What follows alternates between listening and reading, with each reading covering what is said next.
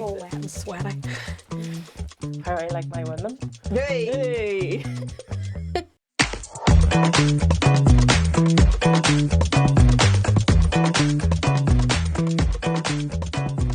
So, Hello. Claire Nugent, one of the, 10 comedy Claires. Yeah. There's a lot of Claires. Yeah. We've started a society. It's like this Claire Cubes. Claire Cubes. Yeah. I don't know what the power 10 is, so it's just the best. Oh, I don't know. You could just call it comedy Claires. Yeah. Comedy Claires. She'd be like a gang. Yeah. We could go around beating people up. If you don't have a Claire on your lineup, then it's not equality. Well, it's not the token female anymore. It's the token Claire. It's a token Claire. You've got all the Claires. Yeah. You've got Big Claire, Wee Claire, Blonde Claire, Bipolar Claire. Bipolar Claire. Jesus, we've ran out of Claires. There's Not too that many much, Claires. Too many Claires. No, there's another Claire. There is another Claire. Colchy Claire. Yes. Colchy Claire. Farmer Claire. Sorry, Claire. Sorry. I think she'll wear that with a badge of honour. She is Colchy Claire. She is. She wears wellies. So you are fairly new to stand-up comedy, aren't you? Yeah, September last year. Oh. Yes, I did. Did I do your first show? I think you did. I think. Very good. That was really good. Paul Moan. Yeah, shout out to Big Paul. Big Paul. Big Paul. That sounds so think we've uncomfortable ever for called him. him, no. Big Paul. Big comedy Paul. Big Improv comedy- Paul. Improv Paul. Improv Paul. Paul. Daddy Paul. Big Daddy Paul. Big Daddy Paul Moan. Big Daddy Paul Moan. She's Night of improvisation. That's who he is. So we're just gonna cut your set with Missy laughing. You know, he's related to me. Well, he's like my husband's second cousin. We only found this out like about a year ago. Oh, Yeah. I didn't know. No. Was it like family beef or something, or is it? No, just my husband's a bit of a weirdo, never comes to these Is it things. like Protestant cousins? We don't really care about each other. They went to school together, and then he was like, "Oh, I went to school with Paul," and I was like, "Oh, that's random, but okay." And then his mum was like, "Yeah, Paul's mum's your first cousin." That's not as bad as my family. Like, Do you, I was- do you have like Catholic cousins, Protestant cousins, and you yeah, just I've don't got all talk? the ones. I've got all the cousins. I was in the queue. This isn't even a cousin. I was in the queue when I was in primary school for the canteen, and my primary school also had like a high school connected to it. Yeah. And a girl came up behind me and was like, "Are you my sister?" I was her sister. I kind of want to get more in. We were like half sisters. She was a lot older than me, okay. and like we had seen each other in a wee while. Jesus. But that was a great introduction. Yeah. Are you my sister? I was like, I think I might be. I might do that in the middle of Primark someday to somebody. You might get a whole new sibling. You've nothing to do. You would be really taken back if they were like, yes, Yeah. I am your sister now. Oh dear. Well, anyway. Anyway. But you're enjoying it, and you went into stand-up comedy from improv. Yeah. So it's made doing improv a wee bit easier. I don't kind of get scared going on stage with friends now because I'm like, if I do something stupid, they'll back me up no matter what. Whereas I'm not standing there going, nobody's laughing. I know what it means to be alone. But no, it's completely different. But I recommend it to anybody that's even contemplating starting it. Just give it a go.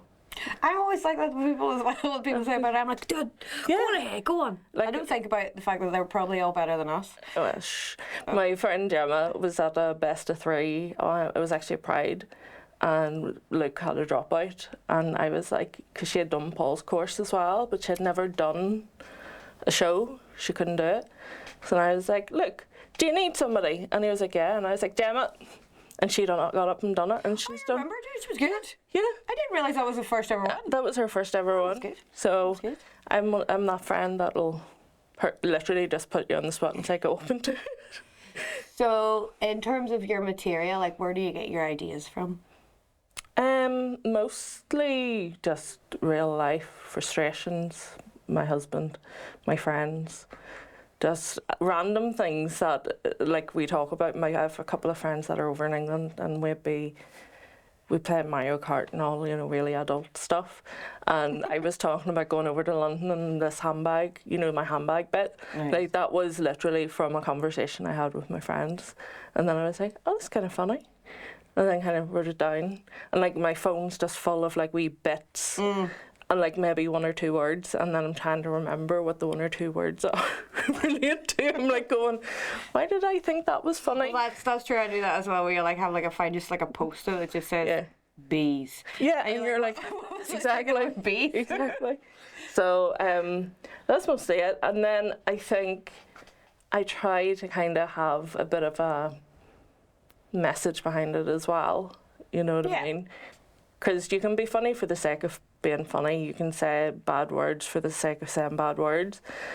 But I like kind of making a point of it's okay to say those bad words. Yeah. Or like even, I'm not even getting into feminist issues here, but like I was driving up the road from a gig with 2 male comics, I'll not name them, and I said something about my vibrator and he was so taken aback, and I was like, but you were on stage talking about wanking. Like, what's the difference? You are not allowed. It's specifically you. That does strike me as really odd now, actually, because You know, it's not. he was like completely taken aback, you know, and he was like, I was like, Oh, sweet child. yeah, Sweet like, Jesus Christ, we need to get you laid.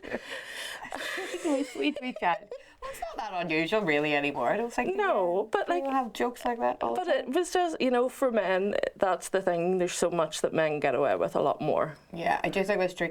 I don't think it's like this now, not as much anyway. But when I first started, which was like 10 years ago, Oh, you were it was only, even more. It was like you were 12 only a years. baby. I was 23. Only a baby. Shh. Now when I meet people that are 23, I'm like, oh no, you joke. Yeah. Anybody under But 30, I I'm like, wasn't. you're a fetus. I wasn't. Like when I first started and they were like, oh, Sarah J. Davidson, there was like an audible gasp Yeah. from the room that was like, Yeah. And like, it's that thing of, you know, oh, you're a woman, so you're just going to talk about, you know, your periods. And, you know, there's an expectation of what people think women are going to talk about. And I think there is still. yeah. But also, to be serious for a minute, guys, Very serious. why is it weird for a woman to talk about her periods and stuff? When it's stuff that happens to her. Because men just are so uncomfortable. Exactly. But like, I was in the shop last night and I was having an actual meltdown over what I wanted for my dinner. My husband was like, oh, we already had food, you know, this is just a wee snack or something. And I was like, I need food. And he was like, but we've already had this, a snack. And I was like, do you want me to actually explain that right now I'm bleeding and I fucking want more food? And in the middle of Eurospar, his face went white, and he was like, okay, there's my card, I'm away to the car. I don't know, it just makes them really uncomfortable, but we have to listen to fellas talking about not being able to get it up, getting it up too much, getting whatever. But you mentioned the word period, and they just go, I once went out with a guy that wouldn't buy me sanitary towels from the shop with the shopping. I don't know many that would. So I thought, because they're not going to think it's for you, like just put it in the shopping. It's like, you know, And if it is, so what? or we get our Tesco stuff delivered sometimes, and he'd just like hand me the bag with the minute, as if it's like a bomb about to explode, you know, oh, that's your stuff. Take your fanny goods. Wait, I feel we've danced off the subject. Well, sorry. Yeah, comedy, funny So, jokes. Comedy, your inspiration material. I can just imagine now. Happened last night as well. It was like, this is why it's going fine. Comedians aren't a problem to get to speak. Just But go on off the in the time. subject, it's not great. So comedy jokes. The worst thing I hate though is if I tell somebody I'm a comic, they go, "Oh, tell us a joke," and you're like, "I'm not that sort of comic. I'm not a one-liner. I'm not a." Also, even nobody is, and even a one-liner comic doesn't work in that sort of way. You know, like just randomly telling a one-line joke to the cold. You're like, No, I'm like knock knock. You know what I mean? Like I can't. knock knock, fuck off. Exactly. But it's that thing of I'm like, I can send you a YouTube link.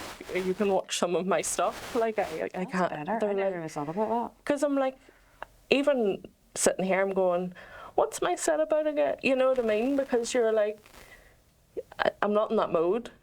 Yeah, I think I do think that there's more fluidity to it than people think. Like, it's not that serious. Yeah.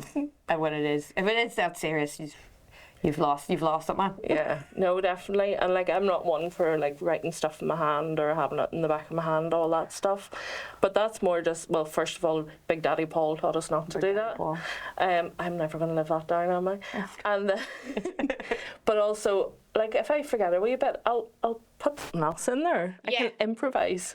I do think it's good not to have like anything like written around you, because when that happens, you have to. Yeah. Then sort of step up and keep going. Also, I tried to write like something on my hand once, or like bring up notes, but I'm really, really dyslexic. And I ended up just like standing there for like ages, like really distracted, like. What is that, a B or a D? Yeah, and I never wore my glasses. I had like I was just like, and I couldn't find the line on the piece of paper when I had a piece of paper one that I'd got to, because it was just. But there are some comics out there like Claire Johnson. Freaking love Claire Johnson, another Claire. Claire Johnson's very good. Whenever she is performing, like, she normally has her notes, but it works in her set. Yeah. It works for her. It's sort of more like a bit of a prop. Yeah, so I get why some people, but no, if I have anything, it distracts me. I just go up and go through my bits. I just go up. Just go up and hope something funny comes out of my mouth. So, what's been your like favourite gig you've done so far? I have to say Voodoo in Letterkenny with McSham, the Slaughterhouse. Slaughterhouse is pretty good. It was, I don't know, there was just such a nice energy, and I don't know if it's because, well, it wasn't actually my first Southern gig, it was my second one. My first Southern gig cleared half the room after my set. Got up, did my bit. The room, there was a group of 4 wee old women sitting in the corner, and they knew they were there for a comedy night. And as soon as I said the first word of my set, it isn't a very offensive word. I think I remember you telling me about that. One woman got up, clutched her pearls and walked out, and then her friends followed after. And then there was a group of foreign students, and they all got up and left as soon as I got off the stage. So I followed them out and went, is there something I said? I just remember thinking that time when you said she left because she said fat, I was like, she should have stayed around. She could have really got offended. Because I think I said the word cunt about 3 seconds after that. So. Oh man, she missed it. Yeah, she missed the cunt. She missed it. But no, I know there was a really nice energy in the room. It was absolutely packed, but I don't think that was, I don't know, it was just such a nice wee night. And there was a couple of Belfast ones up at it. There was a couple of, like, James McKegney, he was there, and everybody was like, oh, whereas I don't know a lot of the local comics that are bigger, you know what I mean, that are... He's a lovely man. He was so lovely. He's a lovely man. He was, honestly, I had so much crack that, and then the drive down to Letterkenny was beautiful, and I drove home again as well, and it's just a nice wee night. So yeah, but yeah, clearing the room in Maynooth actually might be up there second favourite gig. I feel like that's a bit of a goal though. Yeah, I felt Once like you've cleared a room, you're like, da-da-da. Yeah, I'm legit now. It's like, and it wasn't even my cunt that cleared the room.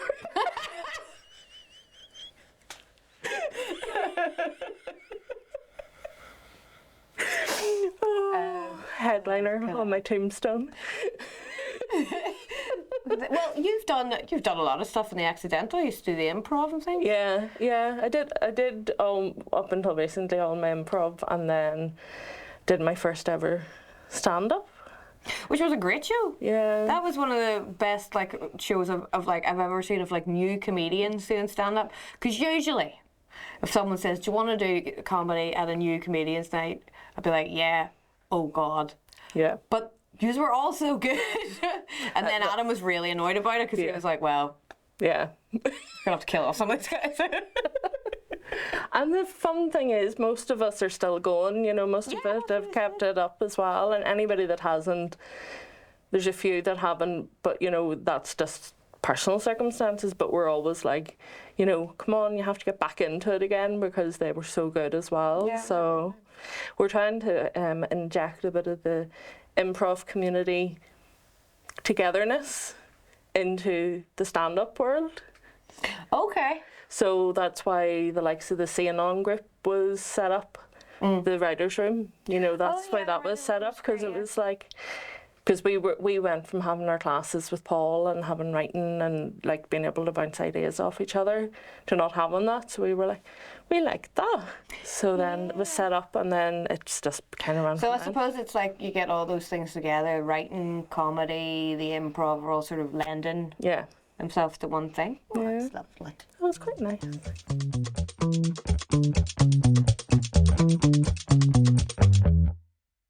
Hi, I'm Sarah Jade Davidson. Hi, I'm not Claire Corrigan or Claire Johnson. I'm Claire Nugent. See us at the Accidental Comedy Club. For more information, check out www.accidentaltheatre.co.uk. Yes. And also you can watch the show online if you can't be arsed leaving your room. Quick!